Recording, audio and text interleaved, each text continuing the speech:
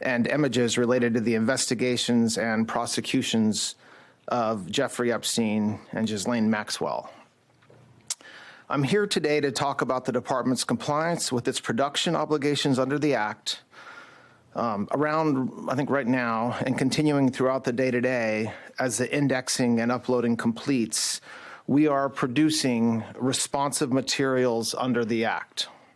We are also releasing today a letter we are transmitting to Congress and various internal protocols associated with our review. I want to take a moment to thank the professionals at the Department of Justice who met twice daily, sometimes more, for the last 75 days to get to where we are today. The leadership teams from the Office of the Attorney General, from the Deputy Attorney General's Office, the Associate Attorney General's Office, the Criminal Division, the National Security Division, the FBI, the Southern District of Florida, the Southern District of New York, and the Northern District of New York all gave up many hours every single day on top of their other, of course, full-time obligations to fulfill the President Trump's promise of transparency to the American people. I also want to thank the more than 500 lawyers and professionals across all those divisions that I just mentioned and others who worked long days, nights, weekends, Christmas, New Year's Eve, New Year's Day, nights, weekends, and holidays to complete this production. These highly trained reviewers spend their careers putting bad guys in jail and effectuating the mission of the department. And to a person, they work tirelessly to protect victims and comply with the Act since its passage. So thank you to all of them. Today, we are producing more than 3 million pages, including more than 2,000 videos and 180,000 images. In total, that means that the department produced approximately 3.5 million pages in compliance with the Act. Just a quick note about the videos and images. The 2,000 videos and 180,000 images are not all videos and images taken by Mr. Epstein or someone around him. They include large quantities of commercial pornography and images that were seized from Epstein's devices, but which he did not take or that someone around him did not take. Some of the videos, though, and some of the images do appear to be taken by Mr. Epstein or by others around him.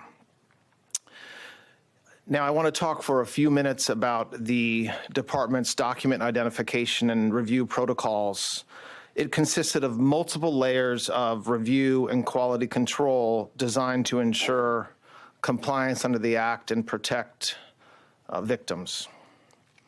On top of the review protocols that the department had in place, the United States Attorney's Office for the Southern District of New York employed an additional review protocol to ensure compliance with a court order requiring United States Attorney Jay Clayton to certify that with respect to certain materials, a large quantity of the materials, a rigorous process was undertaken to protect victims against any clearly unwarranted invasion of their personal privacy.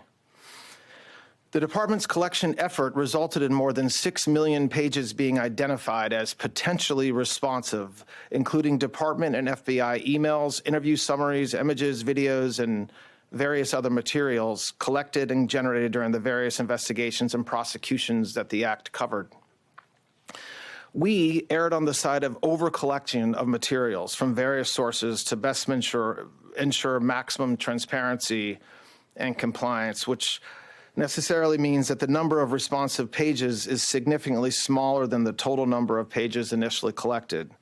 That's why I mentioned a moment ago, we're releasing more than 3 million pages today and not the 6 million pages that we collected.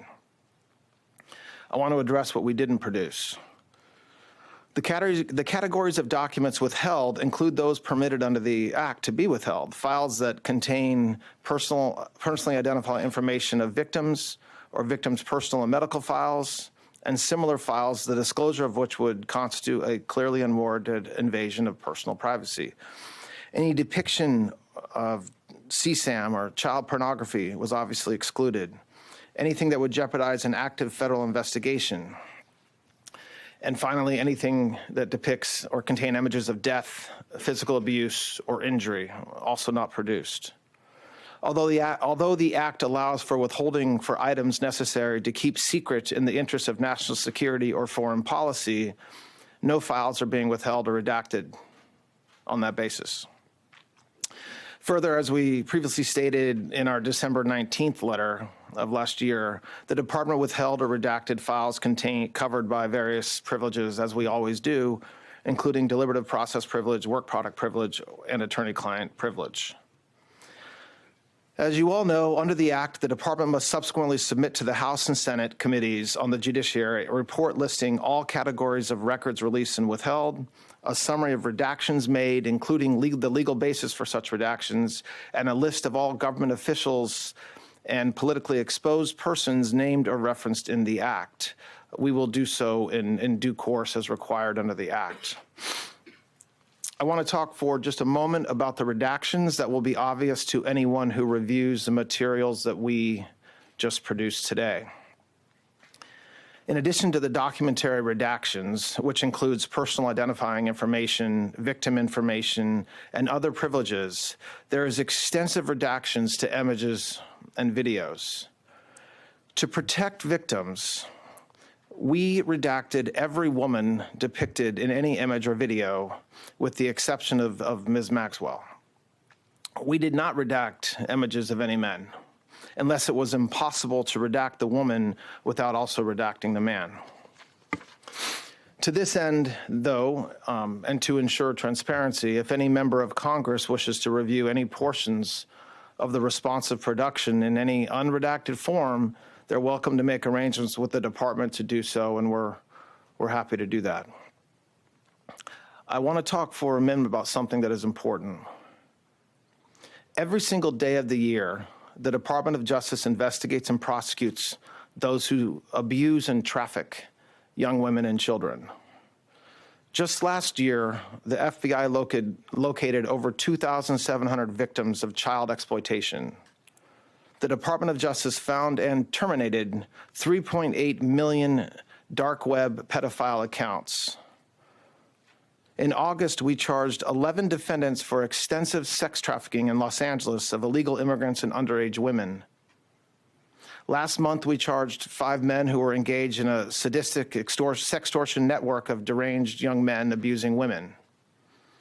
Over the past several months, last summer and into the fall, we executed Operation Restore Justice, rescuing 205 child victims and arresting 293 offenders.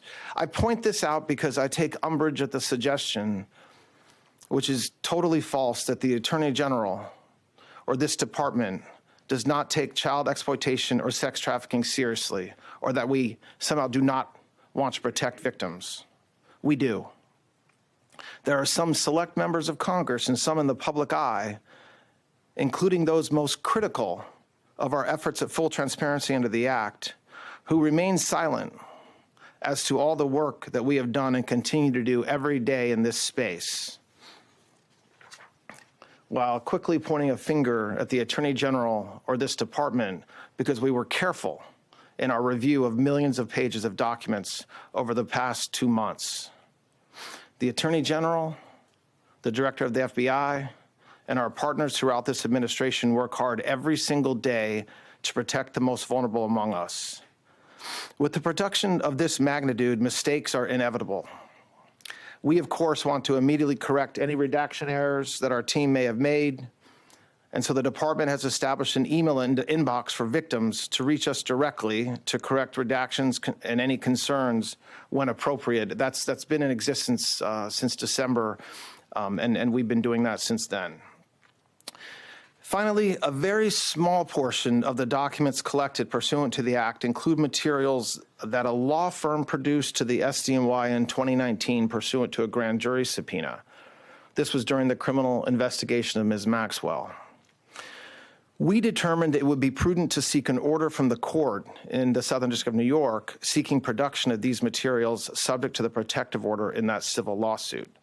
To that end, the department has filed that motion with the appropriate judge in the SDNY, and if that motion is granted, we'll release those materials with appropriate redactions immediately.